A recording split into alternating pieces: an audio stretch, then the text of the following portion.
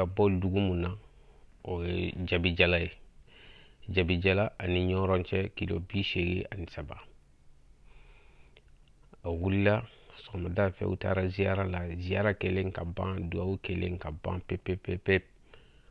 Wulila u ye so taga sira min na alhamdulillahi nin janfa in y'a sɔrɔ sira la. Ya Allahu o y'an ka karamɔgɔ an'an ka khalifa n'a ka nɔfɛmɔgɔw bɛɛ lajɛlen najɔ, mais u ye bɛɛ lajɛlen nabila.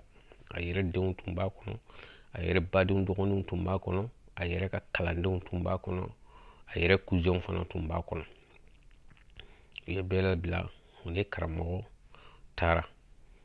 Alhamdulillah k'a ta o don na ka na bila bi la. N ye kibaruya jɛlen mun f'i ye, mun ni réseaux sociaux kumaw tɛ kelen ye. Alhamdulillahi anw kɔni jigiyalen don, a ɲɛnamayalen don. Ayiwa aw b'a jigiya k'a fɔ ko a ma sa, yala o daluyaba ye aw bolo wa? Bawo bɔlɔlɔsiraw fɛ a yirala k'a fɔ ko vocal dɔ kɔnɔna na ko Amadu Kunfa kumakan don, minnu kɔnɔ a yirala k'a fɔ k'u ye imamu yɛrɛ faga. E hakilinata ye mun ye o la? An y'o vocal mɛn, Kunfa ko vocal a y'a fɔ fulakan de la, ne y'a bɛɛ lamɛn. A y'a yira k'a fɔ ko karamɔgɔ bon ne tɛ Kunfa kan dɔn, mais mɔgɔw ko Kunfa don, ne tɛ Kunfa kan dɔn.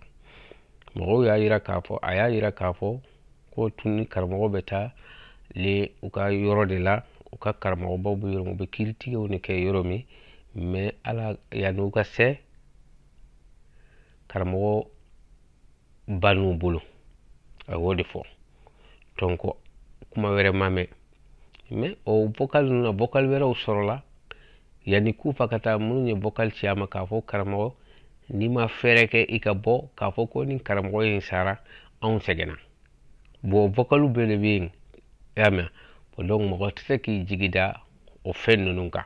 Yanni Kunfa ka vocal ka bɔ, o tun ye vocal fɔlɔ mun fɔ, bon ko karamɔgɔ ka kɛnɛ, baasi t'a la, k'u bɛna bila, a bɛna sigi. O lendemain petini fana ka vocal bɔra k'a ɲɛsin Kunfa ma, k'a fɔ Kunfa n'i ma fɛɛrɛ kɛ i ka bɔ, i k'a fɔ ko karamɔgɔ sara anw sɛgɛnna quoi. I y'a mɛn. Bon après o fana o kɔfɛ Kunfa ka vocal bɔra. Bon donc an tɛ se k'an jigi da vocal ninnu kan ni audio ninnu fɛn ninnu. K'a fɔ ko preuve jɔnjɔn b'an bolo, o t'an bolo, mais preuve jɔnjɔn fana t'an bolo k'a fɔ k'a tɛ nin na. Donc an jigiyalen don o de la. Donc bɛɛ lajɛlen ka jigiya ɲuman ta, ka ŋaniya ɲuman ta, k'a ɲɛsin an ka karamɔgɔ an'an ka khalifa ma. Ayiwa aw b'a jigiya kɔni k'a fɔ ko imamu kɔni ma faga, yala aw bɛ a yɔrɔ kelen dɔn wa?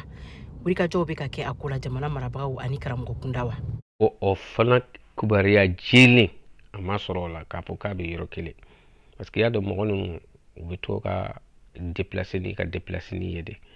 K'a fɔ kibaruya jɛlen sɔrɔla an m'o sɔrɔ fɔlɔ, mais baara bɛ ka k'a kan, baaraba bɛ ka k'a kan. Ni dimi donn'i la, n'i ma sabali, ala bɛ fɛn fara kan mun ka jugu ni kɔrɔlen. Donc an sabalilen don diyagoya de kan quoi, an sigilen bɛ tasuma de kan, mais an sabalilen b'a kan quoi.